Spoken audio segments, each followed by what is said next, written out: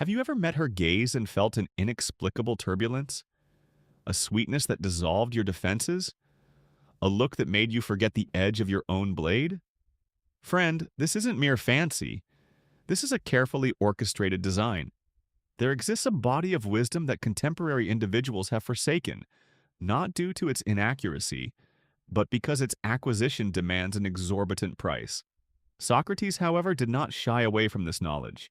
He plunged headfirst into it, and what he uncovered was not a disdain for women, but a profound insight into their nature that continues to influence men to this day.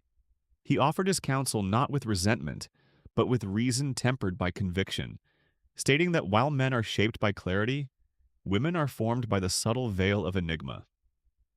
His intention was not to diminish but to illuminate. For that which is concealed cannot be fully trusted, and that which captivates must first be comprehended before it can overwhelm. The men of Athens scoffed at his words.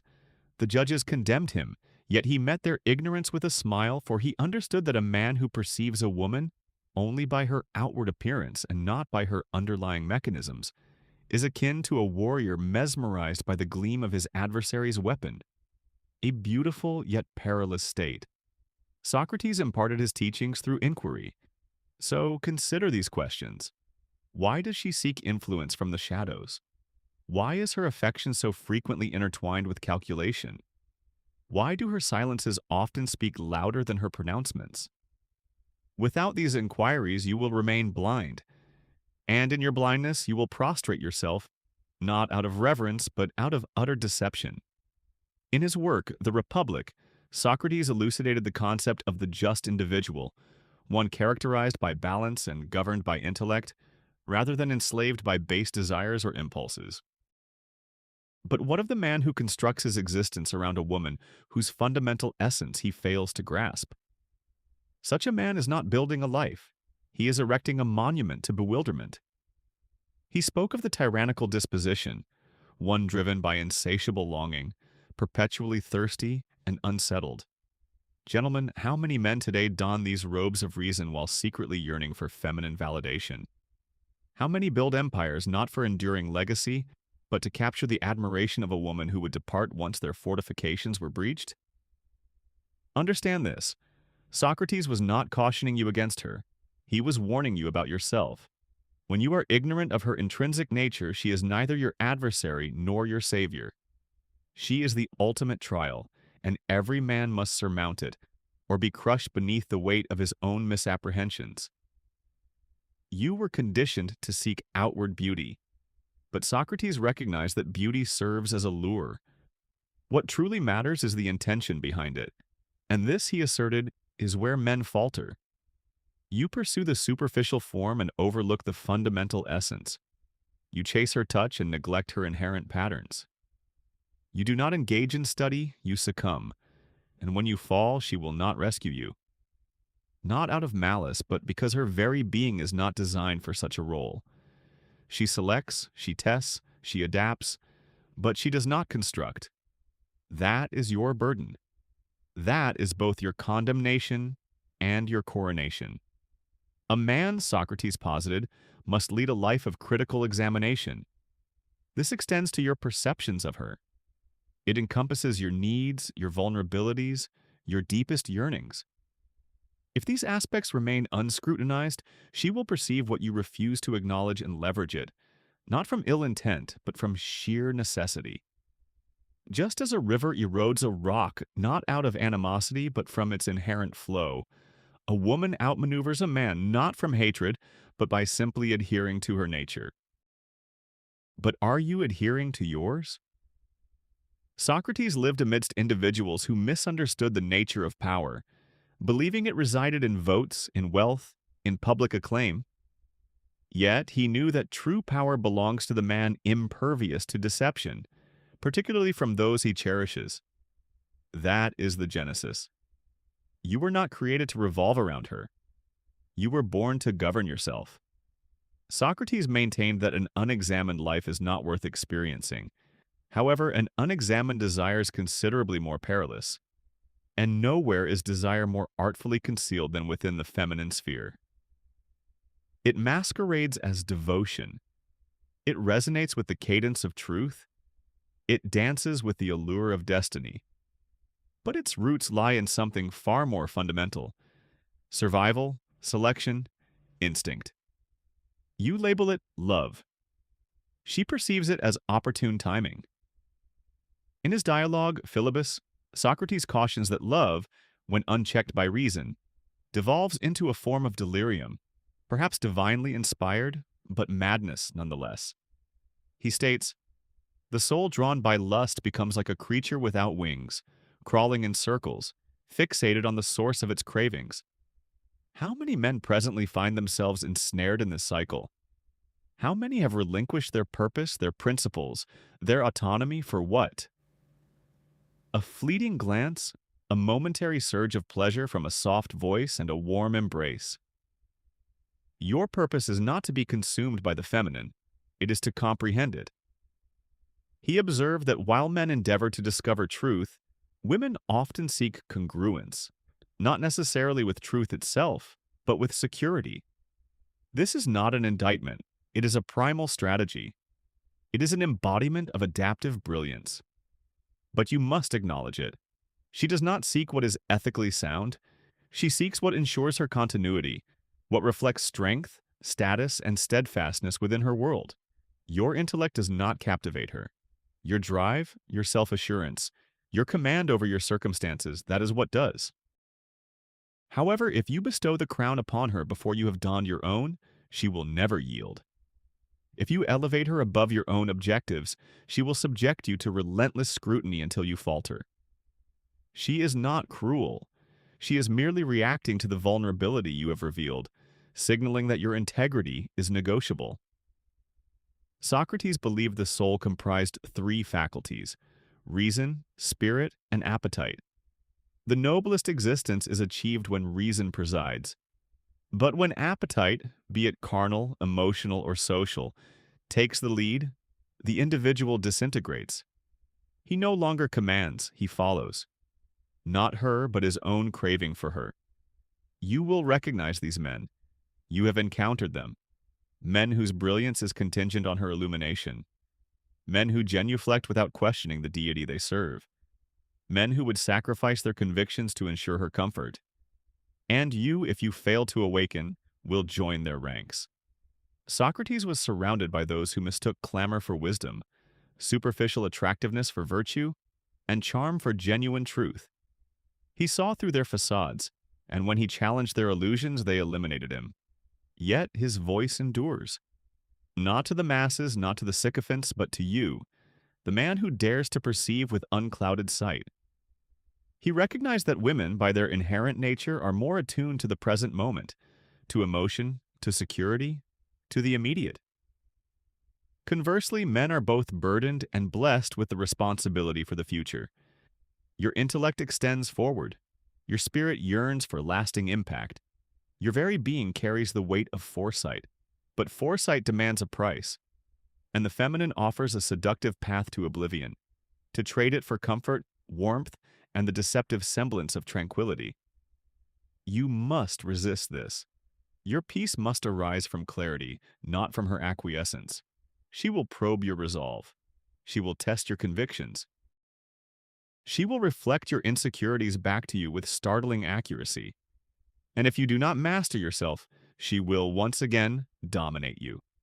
Not through wickedness, but through an exquisite, innate instinct. Socrates advocated not for animosity towards the world, but for its interrogation. Not for a dread of the forces that befuse us, but for their illumination. Therefore, illuminate her, not with suspicion, but with comprehension. She is not your steadfast anchor. She is the unpredictable tide. Do you grasp the distinction? You must cultivate yourself as a philosopher of your own innate drives.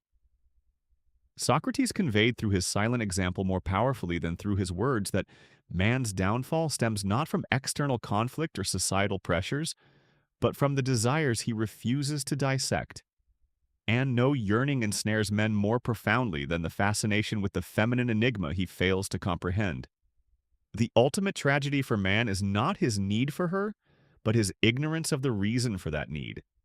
And in this lack of understanding, He elevates her to a divine status, only to resent her when she fails to perform miracles.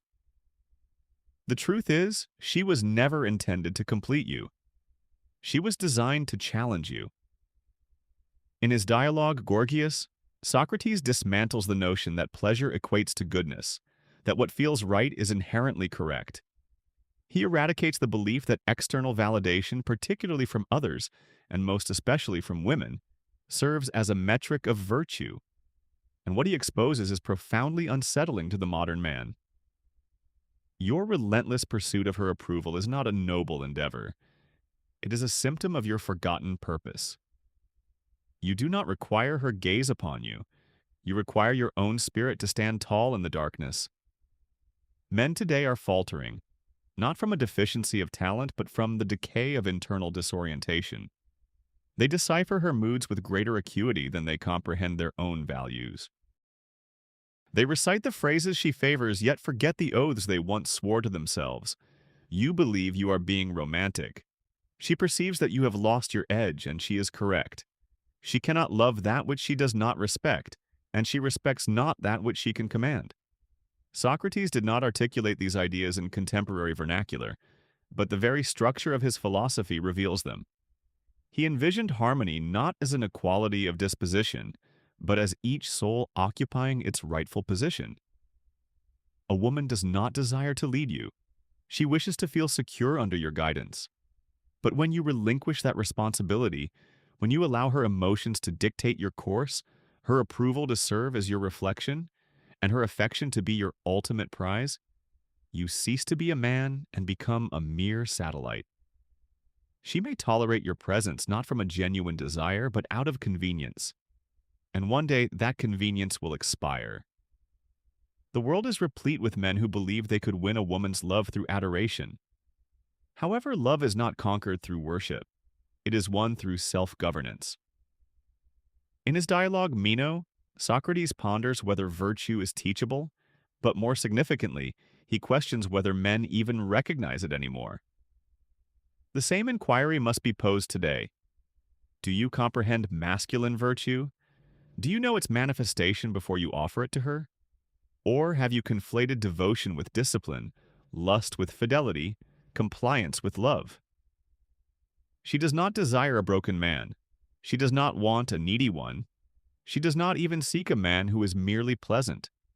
She seeks authenticity, and the authentic man does not orbit the feminine. He orbits goodness, truth, and justice, and extends an invitation for her to join him only if she can move in harmony with that orbit.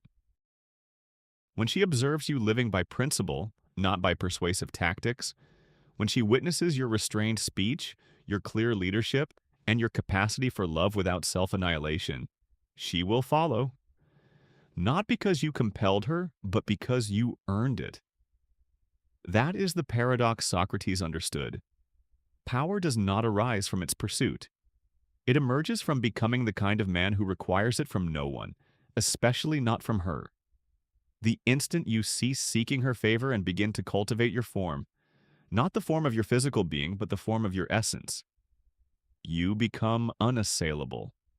Not because you are hardened, but because you are complete. Wholeness is the forgotten wealth of man. The grand temples of ancient Athens stood not for comfort, but for virtue, inscribed in stone, measured by trials, and imparted to men through the wisdom of figures like Socrates. Know yourself, not to please her, not to serve her, not to contort yourself into what she desires, but to know yourself. For within knowledge lies power, and within power lies peace. Yet the majority of men today are devoid of peace. They are embroiled in a conflict, not with her, but with the falsehood they perpetuate to themselves. That her love will be their salvation. That her physical presence will cure their inner disquiet. That her smile can substitute for self-definition. This is not love, it is intoxication. And every philosopher understands that the inebriated cannot perceive truth. Socrates frequently spoke of forms, the ideal realities that exist beyond our earthly approximations. There is a form of womanhood, just as there is a form of manhood. But modern men pursue only the shadow, the curves, the eyes, the allure presented through perfume and posture, and they neglect to ask, what purpose does this form serve? What does it protect? What does it consume? She is not inherently malevolent. She is remarkably efficient. She is not deceitful. She is adaptable. She is not damaged. She is intricate. She is calibrated for survival, not yours, but hers. Her instincts are sharper than your idealized visions. Her decisions are swifter than your affections. And when your perception is clouded by desire or longing, she perceives what escapes you, your vulnerability. Socrates never stated this explicitly, but it is interwoven within his dialogues. You are either governed by reason or by desire. There is no intermediary realm. The man who plunges into her world without a compass does not attain freedom. He becomes lost, perhaps with a smile, but ultimately drowning. And what is his fate? To cast blame upon her for the treacherous currents he never prepared for.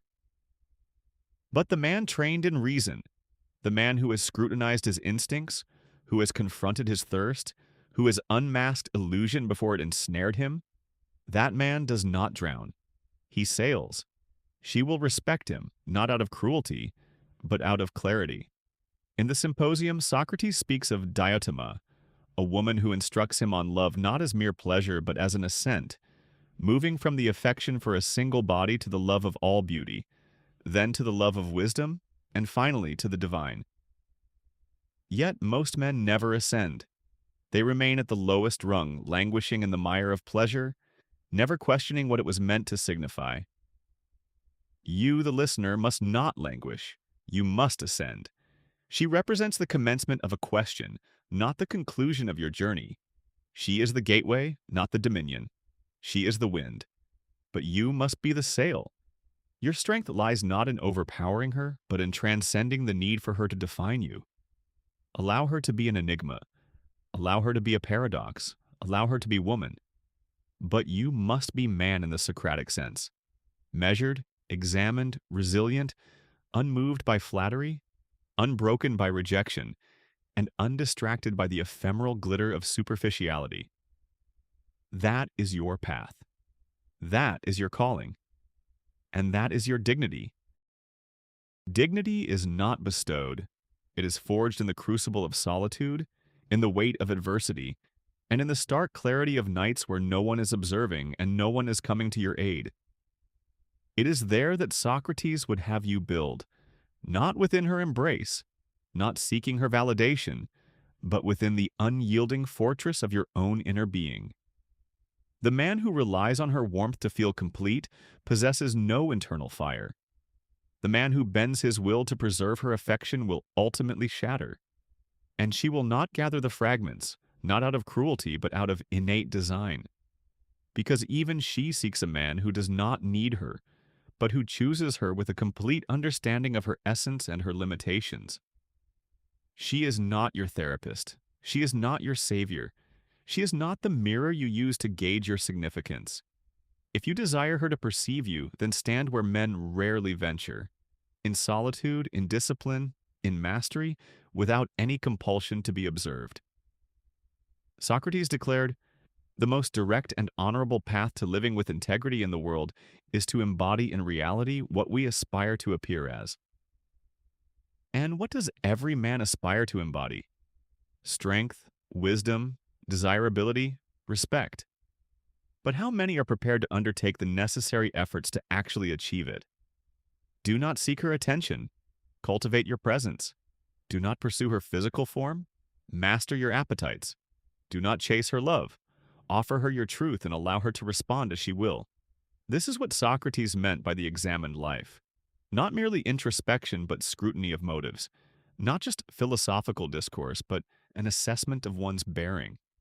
Not simply understanding the nature of the soul, but comprehending what your soul does when confronted with beauty, temptation, and rejection. For that moment when she tests you, when she withdraws, when she withholds, that is the sacred trial. That is the arena.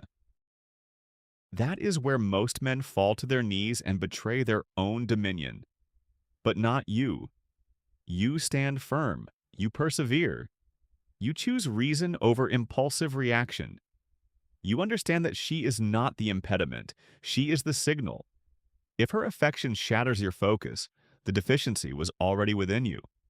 If her silence breaks your spirit, that silence was always a part of your own inner landscape. Do not resent her for embodying her natural state. Study her, learn from her, respect her inherent design without succumbing to it. She is the wind, remember, uncatchable, mutable, wild. But you are the mast. You do not rage when the wind shifts, you adjust your sails. That is manhood. Not control, not conquest, but an unyielding orientation. This is the secret the world will not disclose to you. This is the truth. Your educational institutions and simplistic philosophies have buried it beneath a mountain of convenient falsehoods. But Socrates, he continued to whisper it through every parable, every paradox, every poisoned chalice. Remain unswayed, because when you are unswayed, she will sense it, not with apprehension, but with profound admiration, and she will realize, this one cannot be moved. And when she understands your immovability, she will act as her nature dictates. She will orbit, not out of subservience, but out of selection. Not as a prize for your posturing, but as a response to your inherent strength. For women, in the most genuine sense, do not fall for men. They align with them. They reflect strength, not pity. They follow rhythm, not mere words. They seek warmth, not the ephemeral flame that flickers, but the one that endures. Socrates would never have pleaded for her fealty. He would have simply become the man to whom loyalty is an inherent response, for he understood the hierarchy of energies, that which is grounded governs that which is fluid. And you, man, are not meant to chase water with empty hands. You are meant to construct a channel and allow it to flow. The world today will urge you to yield to her emotions, to soothe, to appease, to adapt. In doing so, it compels you to betray the fundamental law imprinted upon your very being. Do not bend unless bending aligns with your will. For once you begin to yield in pursuit of her favor, you will continue to fold again and again until you are no longer a man, but a fading echo. There is no equilibrium in a relationship where self-betrayal serves as the currency of affection. There is no true intimacy devoid of integrity. Do you wish to know the type of man a woman cannot leave? It is not the wealthiest, nor the most physically attractive, nor the most eloquent. It is the man who could depart and still remain whole. Because the moment she senses your inability to leave, that your spirit is tethered to her presence, that your inner fire diminishes when her light is absent, she recognizes that you are no longer fire at all. You are a candle, flickering, fragile, and ultimately forgettable. But the man who maintains his resolve, who smiles through rejection, who continues his mission irrespective of her mood or her movements, that man becomes a gravitational force she cannot resist. Even when she flees, Socrates understood this. He lived it. While others engaged in vain debates, he dismantled illusions. While others sought public acclaim, he sought alignment with that which is true. And nothing is more true than this. A man's essence must remain unperturbed by the approval of others, especially of the one he desires. For she will test your core, not to annihilate it, but to pinpoint it. When she raises her voice, do you falter? When she withholds her affection, do you grovel? When she threatens departure, do you lose your sense of direction? These are not disputes, they are assessments. And each time you fail, she loses faith. Not because you are unworthy, but because you have demonstrated that your kingdom is constructed of ephemeral sand. She cannot place her trust in a man who needs her more than he needs himself. You may perceive the suffering as retribution, but the suffering is an invitation to ascend, to refine yourself, to become the man capable of loving without losing oneself, of leading without dominating, of feeling without disintegrating. This is not a hollow form of stoicism. It is self-mastery. It is the masculine essence purged of any addictive dependency. It is the soul of Socrates, calm, composed, and utterly unmanageable. And that, my friends, is the genesis of a love that does not enslave. You were not fashioned to genuflect at the altar of affection. You were fashioned to stand at the gates of truth and defend them with your very existence. This is what Socrates imparted, not through pronouncements, but through his ultimate sacrifice. In his final moments, he chose death over dishonor, silence over compromise, and truth over comfort. And what is that truth for you today? It is this: you must not fear her nature, nor attempt to reshape it. You must master your own. The woman is not the battleground. She is the mirror, the trial, the tension that reveals your inherent weaknesses. And most men fail because they were never educated to understand that the feminine is not here to complete your soul. She is here to challenge it. If you embrace that challenge, she becomes the forge. If you resist it, she becomes the conflagration that consumes you. Do not implore her to simplify. Strive for greater wisdom. Do not ask her to remain. Become the man she would not wish to depart from. Do not request her to alleviate your pain. Heal yourself so profoundly that your scars become sacred text. In the end, Socrates offered no commandments. He posed questions, questions sharp enough to pierce through illusion, to awaken the soul, to strip away every pretense we adopt. And if you dare to follow that path, you will relinquish certain things: illusions, dependencies, entitlements. The reward you receive is profound, absolute clarity, a virtue seldom found in this era of constant clamor. You attain tranquility, a deep stillness that remains impervious to manipulation. You gain dominion not over others but over your own being. By mastering yourself, you effectively conquer the entire world.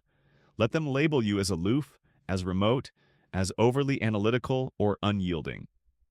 These are the protests of a world intimidated by individuals who refuse to be swayed. Such individuals are not swayed by fads, nor do they succumb to temptation, nor do they betray their principles for fleeting desires. They persevere. Their persistence isn't born of ease, but from the realization that surrender is no longer a viable choice. In this steadfastness, you become a guiding light. Others will observe you and recall their intended purpose. This influence will propagate further than you can imagine. Therefore, to you, the man contemplating these words in quietude, in introspection, wrestling with that profound yearning, understood only by the discerning, I offer this counsel. Ascend. Ascend with purpose, not fury. Ascend without reservation. Ascend without trepidation. Stand firm, not in opposition, but for your own integrity. Do not shy away from life's challenges. Do not resent its inherent difficulties. Instead, confront them with something superior, your own unwavering essence. Upon achieving this, the charade dissolves, deception crumbles, and the spirit soars. This message is not intended for the general populace, but for a select few: the explorers, the creators, the unacknowledged leaders who still harbor their inner fire. If these words resonate with you, disseminate them. Allow them to reverberate. Engage, endorse, contribute. Not to bolster me, but to champion authenticity. Because individuals worldwide are desperately seeking it. And if you have found nourishment here, offer it to others. Let this mark the beginning of your reclamation. Not a return to control, but to wisdom. The world doesn't require louder voices, it requires more perceptive ones. Embody that man and advance with resolute strength.